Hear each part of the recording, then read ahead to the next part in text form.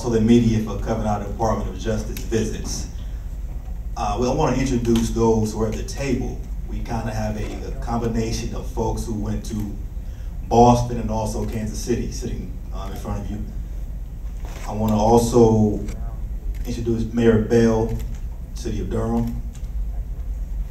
Sitting nearest to me, Reverend Mark Anthony Middleton, who's a pastor of Abundant Hope Christian Church. And to his left is Rick Pendergrass, Assistant Chief of Investigative Services Bureau, Durham Police Department.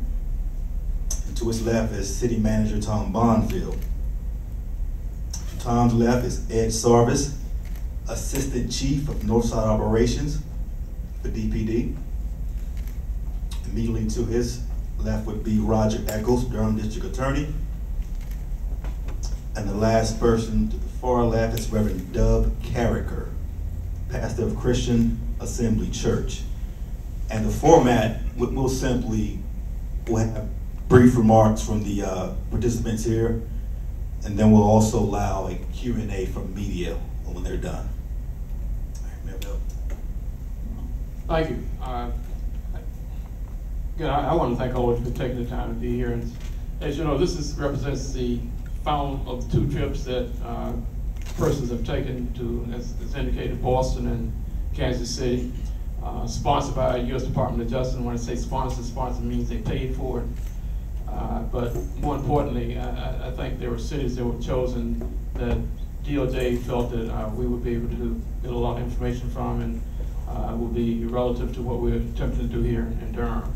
So I'm going to pass the microphone over and open it up again for comments and then Q&As. But I think you'll find that it's been a very worthwhile trip, and there's some things that they have been able to pick up that hopefully we can apply here in Durham. So I'll turn it over to Tom Bonfield, the City Manager. Thank you, Mayor Bell. Good morning, everyone. As Mayor Bell indicated, I want to give a quick recap of how we got to this point. I know we've covered some of this in some of these press briefings before, but I think it's worthwhile for those of you who haven't heard to know how we got here. Probably about 18 months ago, Mayor Bell had an opportunity to have some conversations with some mayors around the country who had taken advantage of the this Office of Justice Programs technical assistance opportunity, and so we were in contact with the Department of Justice Office of Justice Programs and asked for some technical assistance. So for about 12 months, we had the benefit of having them review many of the city's initiatives around violent crime, around community relations, and they came back with a series of recommendations to us last summer. One of those recommendations was that the city take a couple of site visits to, as Mayor Bell said, some of what they consider to be best practices in the country around some of the violent crime reduction and community relations issues. That's how Boston and Kansas City were selected. So at this point, the format is going to be, we're going to hear from some of the participants who went on the Boston trip back in November, and then I'll give a brief introduction of the Kansas City trip, and we'll hear from some of the Kansas City representatives or trip participants, and then we'll come back and open it up to questions. So at this point, I think who's going to kick it off? Oh, Mark Middleton. Yes. Thank you, Mr. Manager, and good morning. About a month ago, I stood before members of the media and the public excited to go as a representative of our city, and I want to thank the mayor and city manager and city leaders for allowing me to participate in this delegation. I stood about a month ago excited. I sit here before you today more excited, ready to engage in substantive work and substantive conversation here in our city. Boston was an amazing trip, and I went there, and I had some things that I already held and believed affirmed, and I was also challenged in some new ways in Boston. So I'm here today to just give a couple of takeaways from my point of view. And let me say at the onset, I am not a public official. I'm not an elected official. I'm not speaking on behalf of our city government or any decision-making board or apparatus here in the city. So my takeaways come as a private citizen who was asked by his city to go and come back and be honest and open about what the takeaways were. I believe that it's time for us in Durham to have a philosophical conversation about the future of policing. Not a bureaucratic-driven conversation or an administrative-driven conversation, but a conversation amongst our citizenry and the highest levels of leadership about what policing will look like in the future. Here's what I learned in Boston, what I think we ought to have a conversation about here in Durham. Number one, the total redeployment of our police force to emphasize relationship, community policing, getting out of the cars, getting on bikes, walking. Now, I know we have geographic challenges. We are not Boston. I'm not looking for wholesale transference from Boston here. But Boston has spent the last 20 years integrating their police department into their community from kindergarten on up. I am not saying that we should do this based upon crime statistics. In other words, we only do this type of policing in one area as opposed to another area, but as a matter of philosophy and a matter of course for our police department, I think we need to have the police department redeployed to emphasize community policing. Secondly, one of my takeaways, one of the things I was impressed with in Boston is that they have a command staff level officer in their police department that is in charge of community engagement. I think we need to have a conversation here in Durham about a command staff level officer whose job title includes the words community engagement, who will shepherd this city and indeed this department to the transformation, a strategic, not overnight, a strategic transformation to community police force. Thirdly, one of the things that I was impressed with in Boston is Boston has a residency requirement for their officers. We're not Boston, we're a smaller police force, but I think we need to have a conversation in our city about residency incentives for our police force leading to residency requirements. This will not happen overnight, but I think we need to start the conversation, and the conversation cannot be started at the administrative level or bureaucratic level. We as a citizen, we have to have this conversation. Finally, to my colleagues, clerical colleagues and community partners and leaders in the community, we need to have a grand summit of grassroots organizations in this city to talk about, not just brainstorm on what we're going to do in our city, but to street storm. If we're doing peace walks, we need to put our peace walks on steroids here in the city. We need to come together as community leaders, not just to talk about the problem, but to work on solutions. Every year we have National Night Out here in Durham.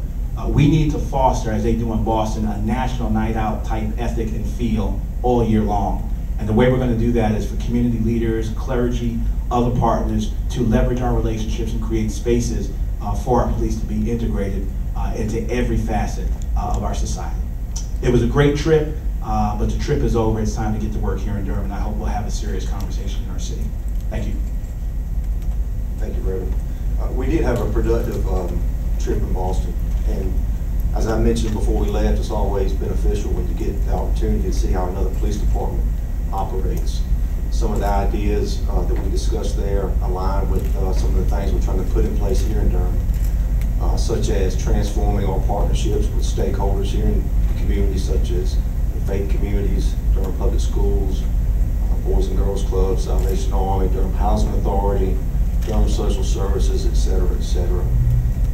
Creating more positive interactions between the police and the community, non-enforcement encounters.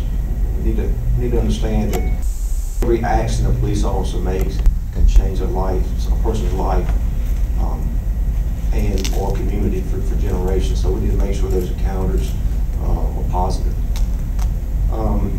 Sharing intelligence information with stakeholders that are relative to public safety, and creating a task force to be a sounding voice for the chief of police. So I mentioned this before I left also, that this department is strong, and we're only going to get stronger if we take action and look at ways to improve. And this community needs to understand that we're serious about reducing violent crime, reducing gun violence. We're focused on community engagement, and we'll do what's necessary to ensure that Durham is a safe place to live. Thank you. Thank you, Rick. So the Kansas City trip site visit was a little bit different than Boston, where in that case we had a delegation from Durham that was kind of a sole delegation. The Kansas City site visit included representatives from 4 communities, the city of Durham, city of Phoenix, Columbia, Missouri, and Erie, Pennsylvania. So I think in all there were about maybe 40 participants. The site visit really specifically focused on Kansas City's model of policing. Excuse me 1 second, I'll get my note here. That is called focused deterrence. And one of the things I think that right off the bat caught us all a little bit off guard when we went to Kansas City, I think the night we arrived, there were 3 homicides that had been up to their 8th homicide in just like the last 5 days. Kansas City has to date, I think it was 103 homicides. So they have a substantially higher homicide and shooting rate per 100,000 than even Durham has, but yet we were there to learn about their model and how they were deploying it. So I think I would just say for me, I had initially a little skepticism when I saw the numbers, but after we spent a day and a half with their police department, really was incredibly impressed with just how focused they are in what they do. I want to take a quick minute and just, we had 9 members of the Durham delegation that went. Myself, you'll hear from District Attorney Roger Eccles in just a minute. From the State Probation Office, we had Spencer Noble. From the community, we had Malcolm Reed, the founder and director of D3 Community Outreach. We had Jason Sheese from the Durham Police Department Analytical Services Unit, Chief Sarvis, who you'll hear from in just a minute from Northside Operations, Robert Gaddy, Captain District 3, and April Brown. And I think we all came away with something. A lot of times when we go to these kind of site visits, we're not looking to say, oh, teach us how to do it just like you do it. We're looking for how we can, what aspects of things we can learn from, and then adapt them to our community. A couple of other takeaways for me: the focus of the focused deterrence model is all about identifying who are the fairly small group of individuals in your community who are causing the highest level of violence. It isn't about a particular neighborhood or a particular housing development. It's targeted on the individuals who the police department, through a variety of methods, can identify who are causing the problem. But it also is a huge partnership. So in Kansas City, the partnership is called NOVA, No Violence Alliance. And it is not just a police department initiative. It is a partnership between the police department, the prosecutor's office, the probation and parole, the FBI, the U.S. attorney, and the community. And we had the opportunity last Tuesday evening to participate, and really not participate, but sit in on what they call a call-in, something we have done a little bit in Durham, but nothing to this extent, that was at a community church, and took about an hour and a half, and it was an incredibly impressive commitment that not just the law enforcement agencies, but the community made to bring in, it was about 38, I think, individuals that were invited to participate, some of the most violent individuals in the community, or those who were connected with violent groups. And there was not just the consequential discussion about what happens if they didn't stop the violence. There was the opportunistic discussions about the resources that the community was making available. There was also a group there was incredibly moving called Mothers in Charge, and there were, I believe, 9 mothers of murdered children or murdered young African American men who spoke, each one, about just the impact of the aftermath of those deaths on their family. It was incredibly moving, and something that I hope we can think about how we can take advantage of what we learned there to replicate here in Durham. So let me turn it over to Chief Sarvis. Thank you, Mr. Bonfield.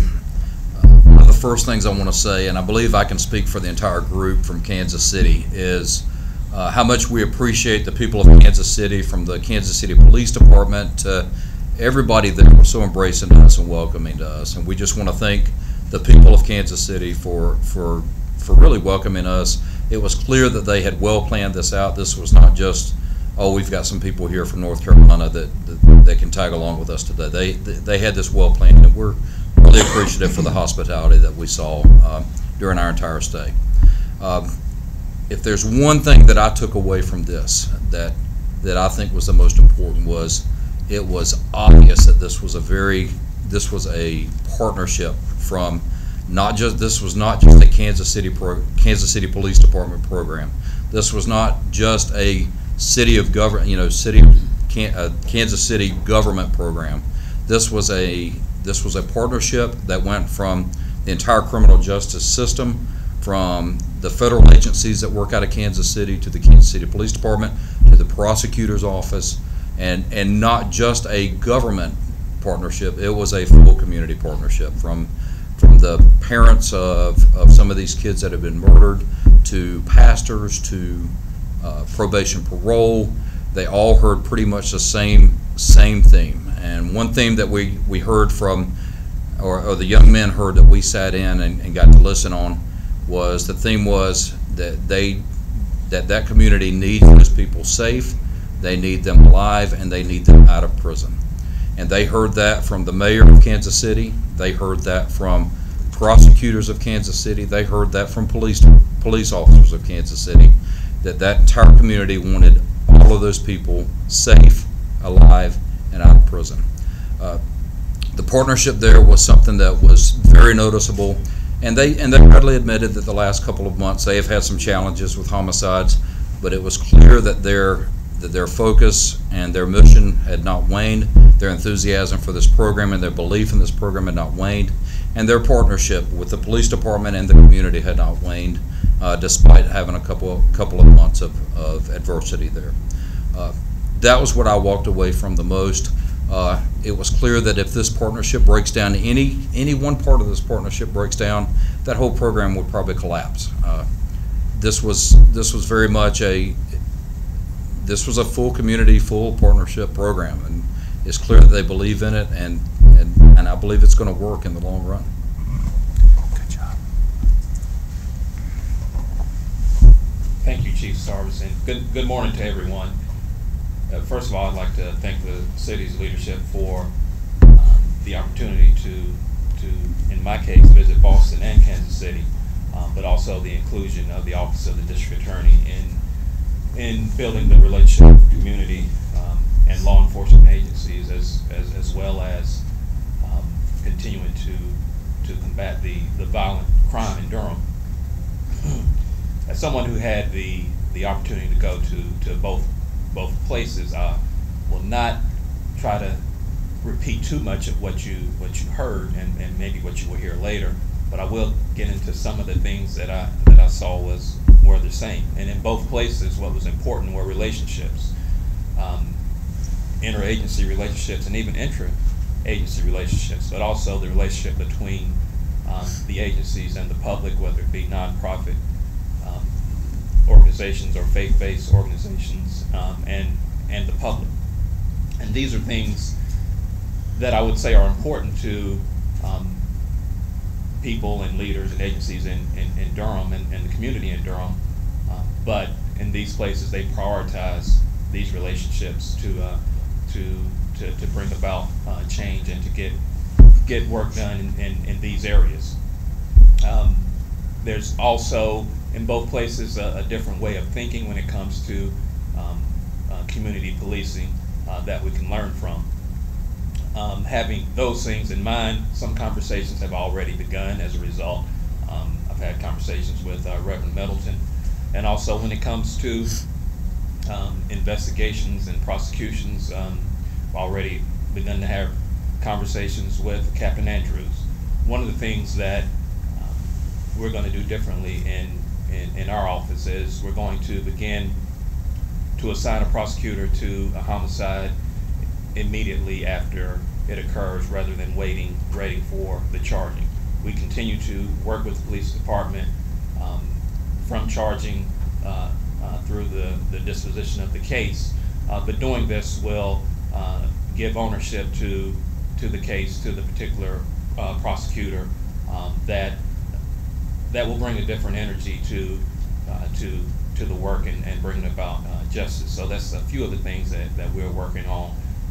But I would like to emphasize how thankful I am for the opportunity to be a part of the groups and a part of the solution.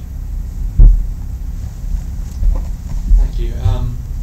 I too appreciated the opportunity to go and be a part of this. You may notice that at this table, and I don't know that this was done intentionally, but you have Reverend Middleton on one end and me on the other, representing the community. And we appreciate the fact that the community was involved in this, that the Department of Justice put this together, that we have the support of the police department here, of our city officials and city manager, and that we were able to participate in this. As you've heard many times throughout this, what we've observed in both of these cities is that the community is heavily involved. This is not just a law enforcement driven initiative, and I think that's a critical piece. And what I want to say today is that is something that must happen here in Durham. We have way too many people who are being shot and killed in our streets, and we've got to do something about this. And I know a lot of people are concerned, but we have wonderful community organizations here in our city. Now, both of us sitting at this table are pastors, so we represent the faith community, but what we saw in these cities was that it was a whole community effort, all people of goodwill, that there were business and civic organizations and nonprofits, of which we have many in this city that are dedicated to this very issue. We've got to get serious about this, and we've got to get serious about working together for this. One of the things that we saw in Kansas City was the support of the community that was behind law enforcement there. It was quite remarkable to me. They have a police chief that's a 20-year veteran who has built relationship. He was doing community policing, I think, before there was community policing. And you see how that has transferred down through the department, and they have the relationships there so that when they're going through the seasons like they're having now, where homicides are back up again, they have the support of the community. You hear the community members over and over going, we're behind our police department, we're behind the NOVA program, we believe in what we're doing here, and they are engaged. At the call-in, you've heard about the mothers of the murder victims. We have a group like that here in Durham, and certainly we can bring them in and leverage what they have to offer, because the effect that their personal stories had on the offenders that were at the call-in was visible, it was palpable. And then at the call-in itself, when that was ended, they sat down to break bread together, to have dinner together with the mayor, with the chief of police, with the prosecutor, and they were sitting at tables, laughing and sharing meals together, and in hearing that message over and over. Look, you're a person of worth, you're a person of value, we believe in you, we don't want anyone here to go to jail, we don't want anyone here to be a victim of crime, and we don't want you to be involved in that anymore. And the support was there from the community to say, here are the resources that we have to offer and the ways that we can help you. So this is a holistic kind of approach, and this is something that I really want to see Durham adopt, because we have many people of goodwill from all across our community. We have a great police department. I'm very proud of them and the work that they do. They cannot drive this themselves.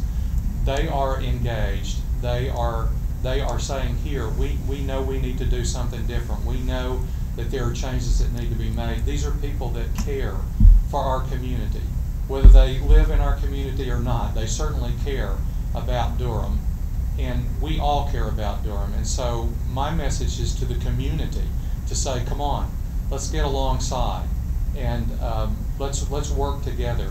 And let's take some of these things that we've learned in Boston and Kansas City, and let's do what we do best here in Durham, because we have a lot of creativity in our community, and we have a lot of caring and compassion in our community. And I think together we can see amazing things happen, and we can truly affect what goes on in here in our community and drive down gun violence and drive down the homicides. As a pastor, I am so tired of having to to work with moms who have lost their children to gun violence. We need to stop this. If families are being torn apart, our community's being torn apart. We can do this together. I truly believe that, and I want to thank the group that put this together. We thank you for allowing us to be involved and be a part of this. Come on, Durham, let's do this. Thank you, Reverend Carragher. I do want to kind of mention, dovetailing off his remarks, that it was said in the back before we came out that the group were saying when the DOJ process first begun that we were kind of ready for it to be over. But I think we realize now, we appreciate that we're just getting started, and we understand what lies ahead for our community. We understand what needs to be done. Also failed to mention at the beginning that the folks to my right, seated alongside the wall here, were also those who went to both Boston and Kansas City. And as we segue into our Q&A portion of the this morning's agenda, that they will also be providing remarks, and they're also available to take questions. So at this time, we'll go ahead and allow the media, I see you, Chris, to pose questions. I'm going to ask if you could please state who you are and who you represent as well. Thank you. Chris Williams with Tom Warner Cable News. This is open to the floor. Clearly the message is community policing, but you guys have emphasized that message before these trips. What are you guys not doing that just involve Boston and Kansas City? Pass the mic down. Who wants to speak?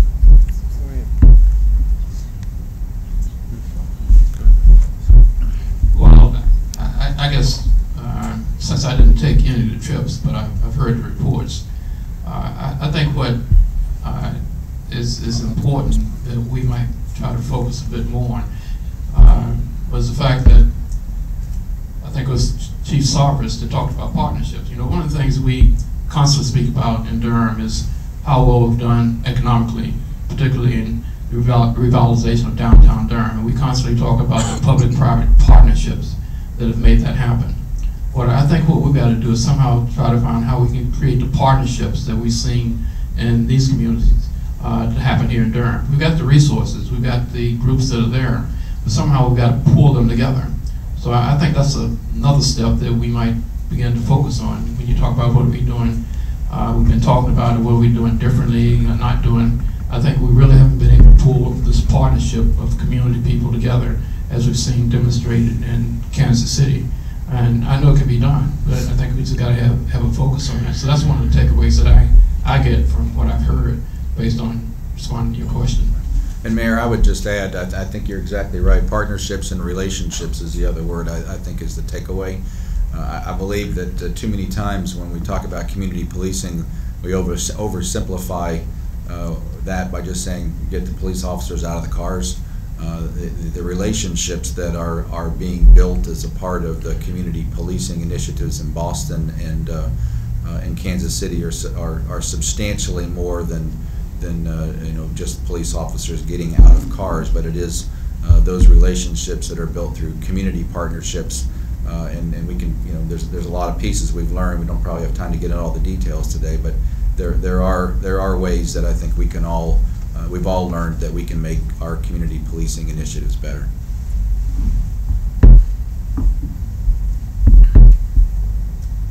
Okay, so how long had the Kansas? Oh, sorry, Ariel Pettit, Ariel News. How long has the Kansas City program been going on? I know you guys said that the 2013. How long? They started the program, talking about the program in 2012, but officially the first year of the initiative was 2013. So it's fairly new, and it's not a new model. The focused deterrence model is one that has been written in the literature and practiced in a number of communities for probably 12 or 15 years, but in Kansas City it's been about 3.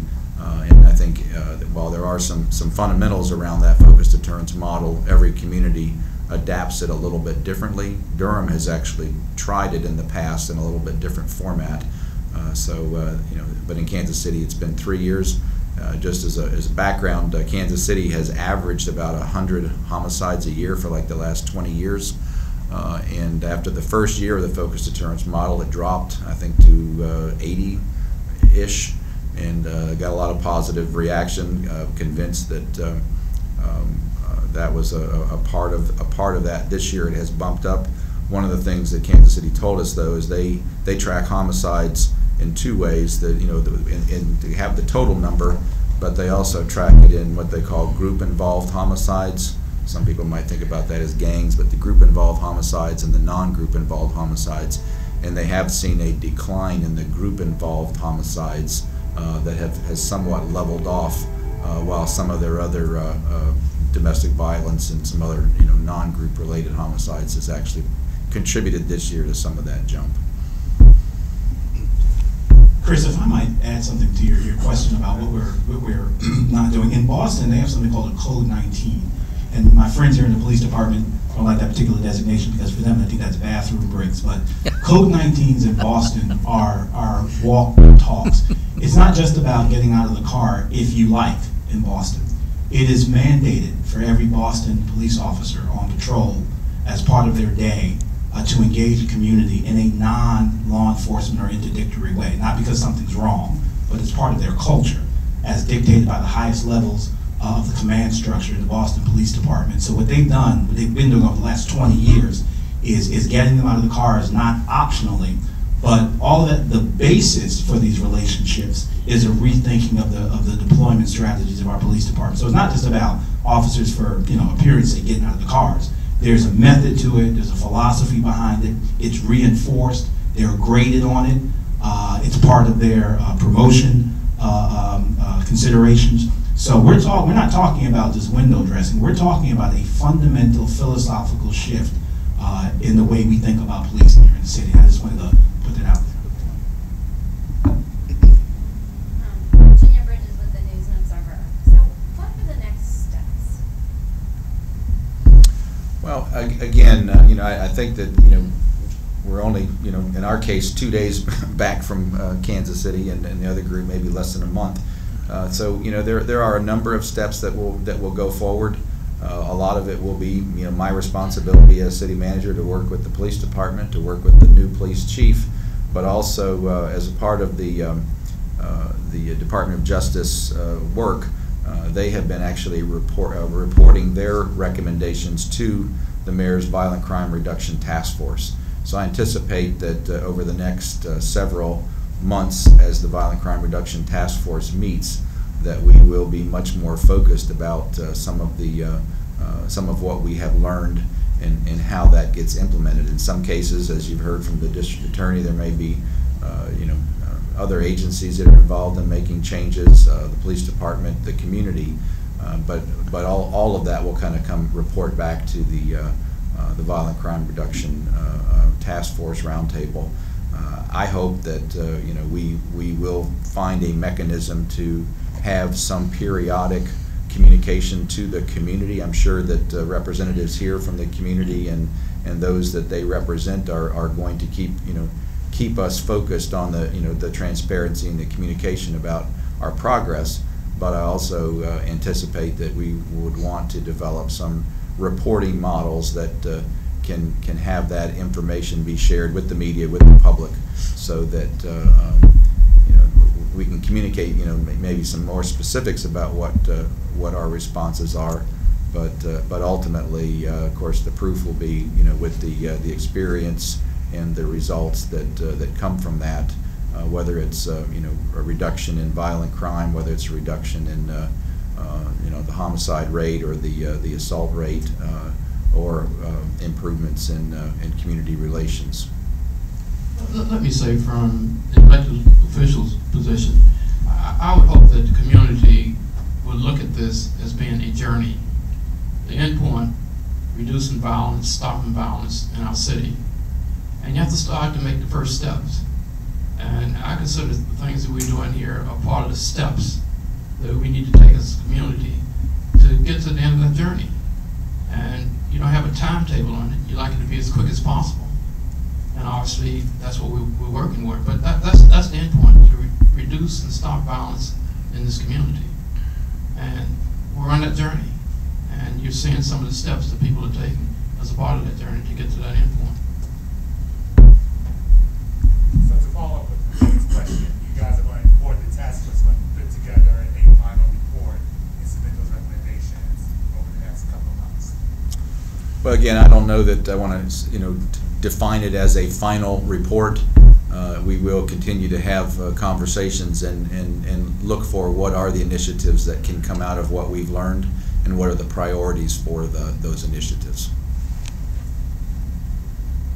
Okay, so I hear a lot of times people saying the community needs to be involved, but from what I've seen, a lot of the people who are being shot and killed are young black men, right? And so, one, do you think the community, this community, actually, well, when you say the community needs to get involved, what communities are you talking about? And then two, do you think the community actually cares? I know the community cares. And I think what happens is that so often people don't know necessarily how to express that they care.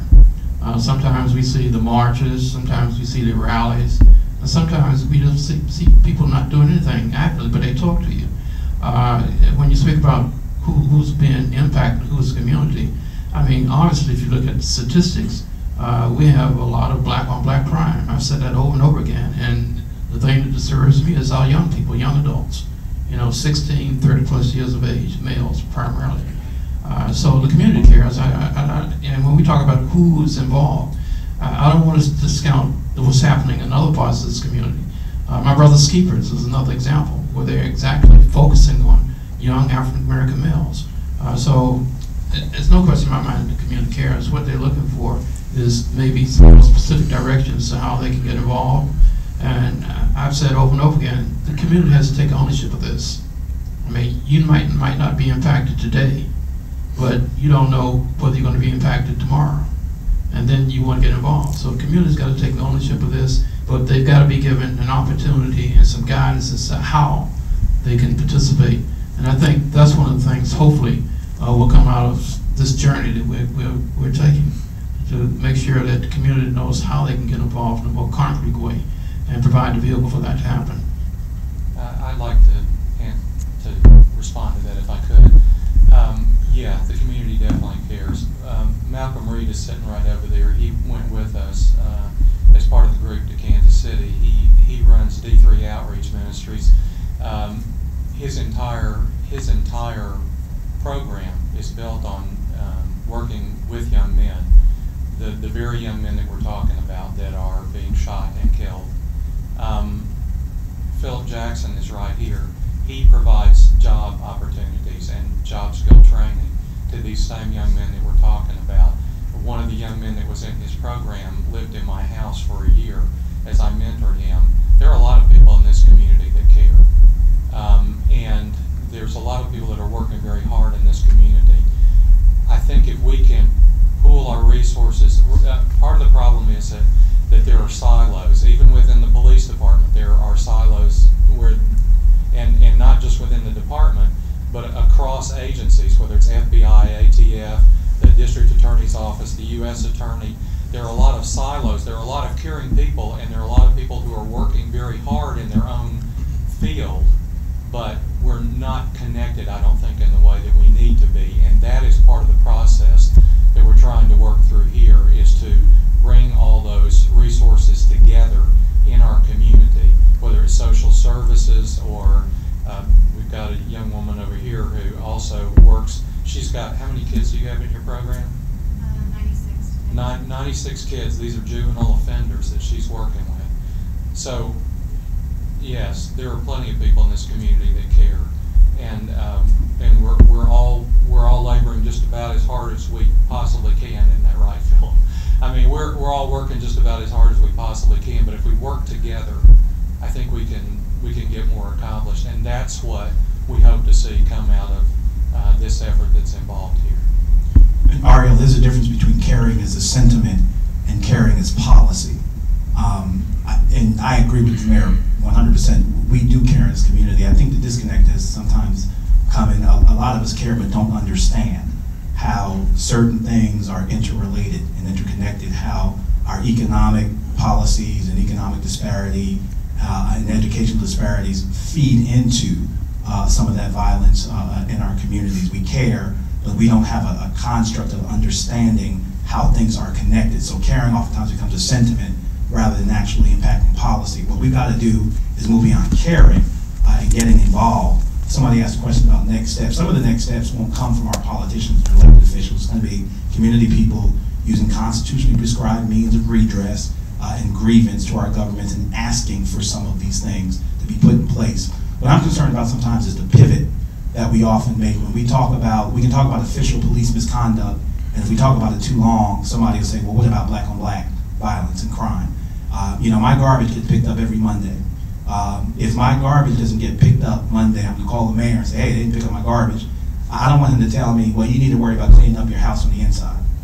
No, both conversations have to be had at the same time. We need our government to be responsive and our police to do what they need to do, and we need to have a conversation about the violence in our communities. And many of us have been having that conversation. Cameras don't show up when we're doing mentoring and stuff like that, but those conversations have been going on. They need to be going on at the same volume, at the same time. There's some people that are upset when we talk about black on black violence and black on black, or whatever you want to call it in the community. But the fact of the matter is both conversations have to be had about official misconduct and what we're doing when the police ain't around in our community. So yeah, we care, but we need to have some policy behind our caring as well. I just wanted to add, during the Kansas City trip, there were breakout sessions, and one of those breakout sessions had one of the mothers that represented mothers in charge. And one thing that hit home to us a lot, she said, we just got to a point we are just really tired of the violence. And it is very easy as a mother of a homicide victim to just get caught up in your grief, decide I'm moving out of this town, I can't take this anymore. What you saw out of the mothers in charge was they were tired of the violence, and they were focused in not wanting to see other mothers join this group. I think they would be very happy if this group stayed very small. And we've got that same type of group, and if there's next steps that I would like to talk about that we saw, and I said it in my comments, is that we have a single mission. And it's not just a mission statement of the police department, it is a single mission. I would love some of our next steps that we sit down and talk about a single mission, and it is not just a police department mission. I want to see Dub at the table, I want to see Malcolm Reed, I want to see Reverend Middleton at the table, and all of us collectively come up with a single mission. When they talk about safe, alive, and out of prison, we don't have to copy their mission, but we come up with something that we all are behind and we all believe in as a full community here. So I was asked to respond to the question about the young men. My name is Michelle Young, and I'm director of a program called Project Build in Durham, which is a gang intervention program. And we work with a lot of young men. Most of the young men that we work with are court involved, and they are African American or Hispanic, and they are at high risk of being involved in those violent crimes, both as perpetrators and as victims. And what I would say is I think that those young men in Durham care, but in many cases, the relationship with the community is such that they don't believe that anyone cares about them. So why should they care about the community or even their own well-being? And they don't see that they have a legitimate path to being successful in life through, being a completer in education and finding employment. They feel like those paths in many cases are cut off to them. A lot of these young guys are reading on a 3rd or 4th grade level, and they're 15 or 16 years old, and they maybe have 2 high school credits. And what jobs are available to those young men in Durham, especially as we increasingly become more, technical and scientific, and so what I would say is that we have to make those young men in Durham a focus of our activities, and we have to show them that we care about them so that we can help them learn to care about themselves and each other. And I think that's one thing that you saw in Boston, and it sounds like that folks saw in Kansas City, is that there's a great degree of caring for those young people, that they not fall off the map, that they have options, and that they be brought back into the community to be successful and contribute and live good lives. And I think that that's one thing that in Durham we really have to work together as agencies to be on the same page, to care about those young people. And I think many of them care. We've had young people get shot this year, and that is tremendously impactful on their families, their siblings, their friends, to lose those young men. So yeah, they care about that stuff. Some of them check out emotionally, and it's very hard to work with that population. But the first step is to show them that we care about them, and that we're here ready to stand with them and help them with whatever the circumstance is.